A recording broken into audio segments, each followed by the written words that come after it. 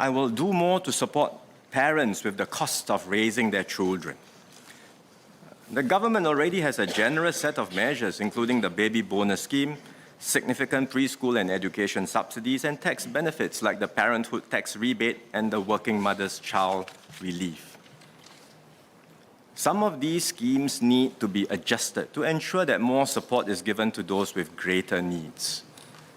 For Singaporean children born or adopted on or after 1st January 2024, I will change the Working Mother's Child Relief, or WMCR. I will change it from a percentage of the mother's earned income to a fixed dollar relief. This will take effect from year of assessment 2025. So for Singaporean children born or adopted before 1st January 2024, there is no change to the WMCR that eligible working mothers can claim. With this change, eligible working mothers in the future will claim the same amount of tax relief for a child in the same birth order. $8,000 in tax relief for the first child, $10,000 for her second child, and $12,000 each for her third and subsequent child. Effectively, this will provide more government support for eligible lower to middle-income working mothers. We will also lapse the foreign domestic worker levy tax relief for all taxpayers from the year of assessment 2025. This is because we already have a migrant domestic worker levy concession, which provides more targeted support for families who need help caring for their dependents, including young children below 16 years old. While we make these adjustments, I will at the same time significantly increase financial support in the child's early years.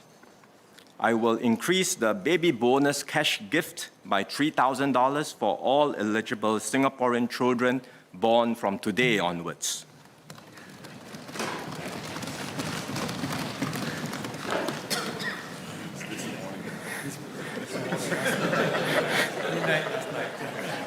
Eligible first and second born children will receive $11,000 instead of $8,000, and for the third child onwards, the baby bonus cash gift will be increased from $10,000 to $13,000.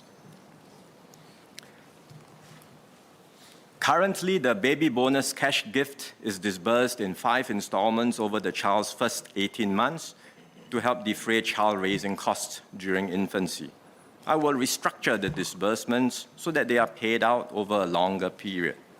So eligible parents can expect up to $9,000 in payouts in the first 18 months of a child's life, as well as $400 every 6 months, starting from when the child is 2 until the child turns 6.5 years old.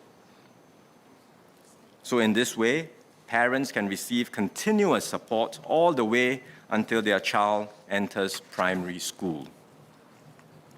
For eligible Singaporean children born from today, I will also increase the government contributions to the Child Development Account, or CDA, which their parents can use to directly offset preschool and healthcare expenses. I will increase the first step grant from $3,000 to $5,000. This is automatically credited into the CDA, and parents can immediately benefit from it once they open the account. I will also increase the government co-matching cap for the CDA. Today, the government co-matches every dollar that parents save in the CDA up to a cap of $3,000 and $6,000 for the couple's first and second child, respectively. I will increase these co-matching caps by $1,000 each to $4,000 for the first child and $7,000 for the second child.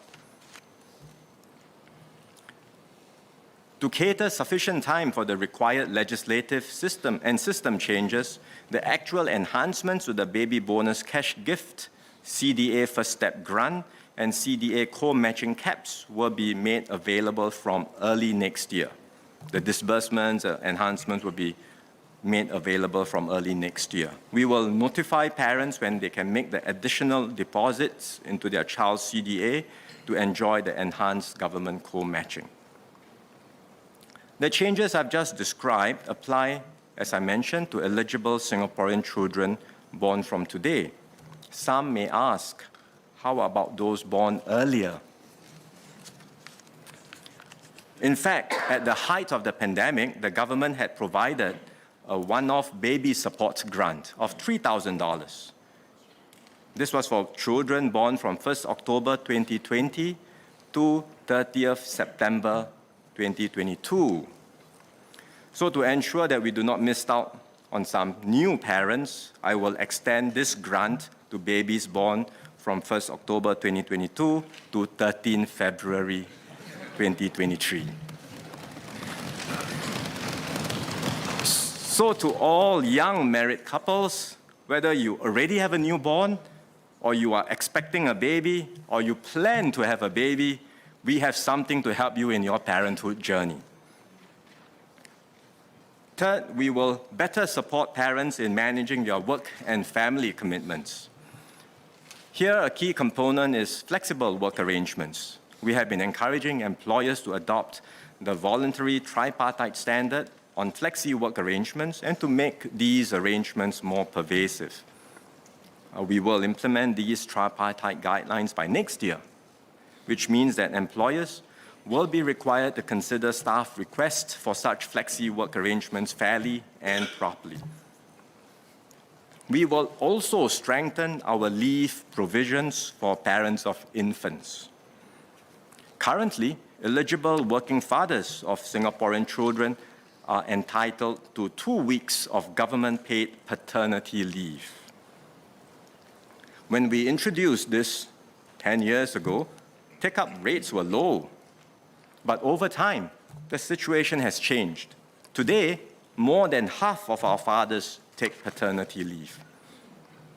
I am heartened by this trend. We should all be, because many studies internationally and in Singapore have shown that children with more involved fathers have better physical, cognitive, and emotional development outcomes. I will therefore double the government-paid paternity leave from 2 weeks to 4 weeks for eligible working fathers of Singaporean children born on or after 1st January 2024.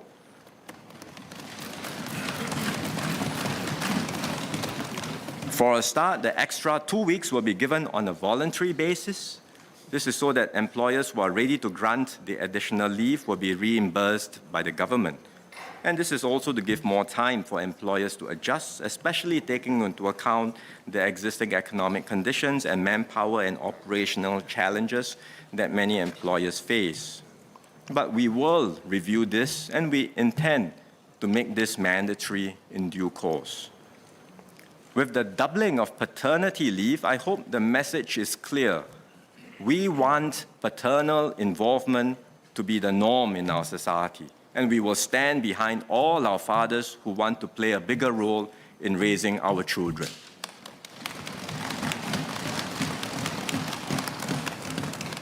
I will also increase unpaid infant care leave for each parent in the child's first 2 years, from the current 6 days per year to 12 days per year. This will give parents more time to bond with and care for their newborn or to settle caregiving arrangements. All parents of Singaporean children will be eligible for this additional time off if they have worked with their employer for a continuous period of at least 3 months.